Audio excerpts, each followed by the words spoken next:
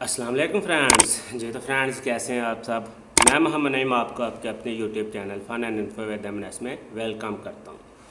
Friends, आज की इस वीडियो में हम 5 मशहूर फेलियर्स के बारे में बात करेंगे। 5 ऐसी शख्सियात जिनको उनकी स्टार्टिंग लाइफ में बहुत ज़्यादा रिजेक्शंस का सामना करना पड़ा, लेकिन उन्होंने हिम्मत नहीं हारी और अपनी आने वाली ज़िंदगी को, अपने आने वाले मुस्तकबिल को कामयाब बनाया। तो फ्रेंड्स, चलिए वीडियो शुरू करते हैं। फ्रेंड्स, अगर वीडियो पसंद आई तो वीडियो को लाइक, शेयर और कमेंट ज़रूर कर दीजिएगा। और अगर अभी तक आप लोगों ने मेरे चैनल फन एंड इन्फो को सब्सक्राइब नहीं किया तो प्लीज़ इसे सब्सक्राइब कर दें। तो चलिए फ्रेंड्स, वीडियो शुरू करते हैं। सबसे पहले हम बात कर लेते हैं जैक मा की। जैक मा 3 दफ़ा स्कूल में फ़ेल हुए और उन्होंने 10 मरतबा हार्वर्ड यूनिवर्सिटी में एडमिशन लेने की कोशिश की, लेकिन वो एडमिशन ना ले सके। ये वही जैक मा है जिन्हें 30 डिफरेंट जॉब्स के लिए रिजेक्ट किया गया। एक दफ़ा KFC में जॉब के लिए 25 लोगों ने अप्लाई किया, 24 लोग सिलेक्ट हो गए, एक आदमी सिलेक्ट ना हो सका, वो थे जैक मा। एक दफ़ा पुलिस में 5 लोगों ने अप्लाई किया, 4 लोग सिलेक्ट हो गए, एक आदमी जो सिलेक्ट ना हो सका वो था जैक मा।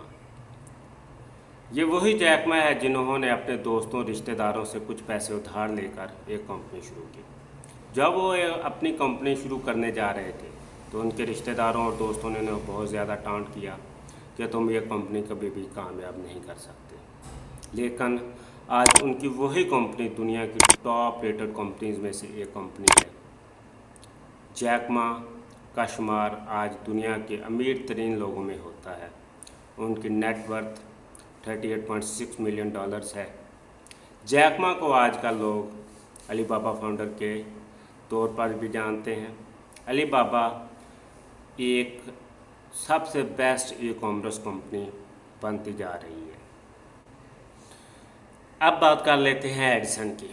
एडिसन जब एक दफ़ा स्कूल से घर आया तो उसके टीचर ने एक लेटर उसको दिया कि जाके अपनी माँ को दे देना। एडिसन ने जब वो टीचर अपनी माँ को दिया तो माँ वो लेटर पढ़ के रोने लग गई। उसकी आंखों में आंसू आ गए। एडिसन ने आंसुओं की वजह पूछी तो उसकी माँ ने कहा कि इस लेटर में लिखा है कि आपका बेटा बहुत ज़्यादा जीनियस है, इसको पढ़ाने के लिए हमारे स्कूल में टीचर्स मौजूद नहीं हैं। कुछ सालों बाद जब एडिसन ने 1000 मरतबा कोशिश करने के बाद बल्ब ईजाद कर लिया और बहुत सारी दूसरी ईजादात कर ली, लेकिन उस वक्त उसकी माँ इस दुनिया में मौजूद नहीं थी। तभी वो अपने घर की कुछ पुरानी चीज़ों को देख रहा था तो उन चीज़ों में उन्हें एक फोल्डेड पेपर नज़र आया।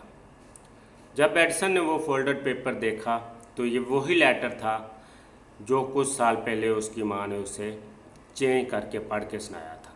उस लेटर में लिखा था, आपका बेटा बहुत ज़्यादा नालायक है, इसे पढ़ाने के लिए हमारे स्कूल में टीचर्स मौजूद नहीं हैं। इस एक लेटर ने एडिसन की सारी ज़िंदगी बदल दी। अब बात कर लेते हैं द ग्रेट इमरान खान की।